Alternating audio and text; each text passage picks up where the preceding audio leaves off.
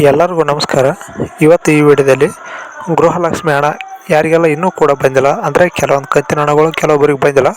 ಆ ಕಂತಿನ ಹಣಗಳು ಯಾರಿಗೆಲ್ಲ ಬಂದಿಲ್ಲ ಅವರು ಆ ಕಂತಿನ ಹಣವನ್ನು ಪಡೆದುಕೊಳ್ಬೇಕಂದ್ರೆ ಸರ್ಕಾರ ಮಾಹಿತಿ ನೀಡ್ತಿದೆ. ಈ ರೀತಿ ನೀವು ಮಾಡಿದರೆ ಖಂಡಿತವಾಗಿ ನೀವು ಗೃಹಲಕ್ಷ್ಮಿ ಬಾಕಿ ಇರುವ ಹಣವನ್ನು ಪಡೆದುಕೊಳ್ಳಬಹುದು. ಅದು ಯಾವ ರೀತಿ, ಏನು ಮಾಡಬೇಕು, ಏನು ಪ್ರೋಸೆಸ್ ಎಲ್ಲವೂ ತಿಳಿಯೋಣ. ಅದಕ್ಕಿಂತ ಮೊದಲು ಪ್ಲೀಸ್ ಚಾನಲನ್ನು ಸಬ್ಸ್ಕ್ರೈಬ್ ಮಾಡಿ, ಶೇರ್ ಮಾಡಿ ಮತ್ತು ವಿಡಿಯೋವನ್ನು ಲೈಕ್ ಮಾಡಿ. ಈಗ ಬನ್ನಿ ಸ್ನೇಹಿತರೆ, ಅದು ಯಾವ ರೀತಿ ಪ್ರೊಸೆಸ್ ಇದೆ, ಏನು ಎತ್ತ ಎಲ್ಲವೂ ತಿಳಿಯೋಣ.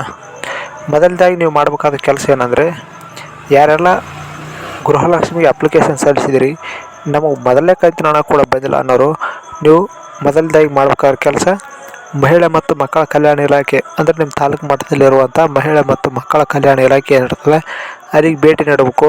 ಅಪ್ಲಿಕೇಶನ್ ಹಾಕಿದ ನಂತರ ಅದೇನೀಗ ಆಧಾರ್ ಕಾರ್ಡ್ ಬಂದಿರ್ತದೆ ಅದನ್ನು ಅಲ್ಲಿ ತೋರಿಸ್ಬೇಕು. ನೀವು ತೋರಿಸಿದ ನಂತರ ಅವರು ಚೆಕ್ ಮಾಡಿ ಏನಾಗಿದೆ ಅಂತ ಇದೆಲ್ಲವೂ ಕೂಡ ಪ್ರೊಸೆಸ್ ಕೊಡ್ತಾರೆ.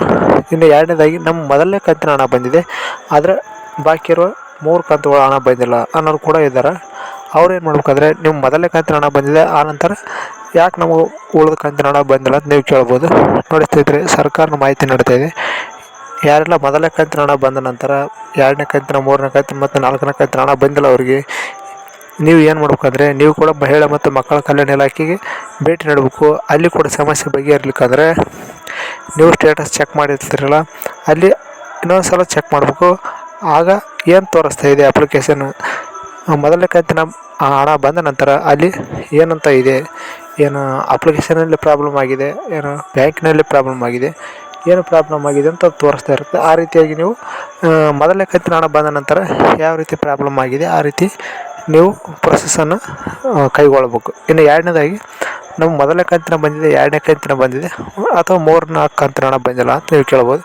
ನೋಡಿ ಸ್ನೇಹಿತರೆ, ಯಾರಿಗೆಲ್ಲ 3ನೇ ಮತ್ತು 4ನೇ ಕಂತಿನ ಹಣ ಬಂದಿಲ್ಲ ಈ ರೀತಿಯಾಗಿ ನೀವು ಮಾಡಬೇಕು. ಯಾವ ರೀತಿ ಅಂದರೆ, ಯಾರೆಲ್ಲ ರೇಷನ್ ಕಾರ್ಡನ್ನು ಬದಲಾಯಿಸಿದಿರಿ ಅವರಿಗೆ 3ನೇ ಕಂತಿನ ಮತ್ತು 4ನೇ ಕಂತಿನ ಹಣ ಬಂದಿರೋದಿಲ್ಲ. ನೀವು ಸ್ವಲ್ಪ ದಿನ ವೇಟ್ ಮಾಡಬೇಕಾಗ್ತದೆ. ಸರ್ಕಾರನ ಮಾಹಿತಿ ನೀಡ್ತದೆ, ಸ್ವಲ್ಪ ದಿನ ನೀವು ವೇಟ್ ಮಾಡಿ ಅಂತ. ಆದ್ದರಿಂದ ಖಂಡಿತವಾಗಿ ನೀವು ವೇಟ್ ಮಾಡಲೇಬೇಕು. ಮುಂದಿನ ವಿಡಿಯೋದಲ್ಲಿ ಹೆಚ್ಚಿನ ಮಾಹಿತಿಯಿಂದ ಸಿಗೋಣ. ಅಲ್ಲಿವರೆಗೂ ನಮಸ್ಕಾರ.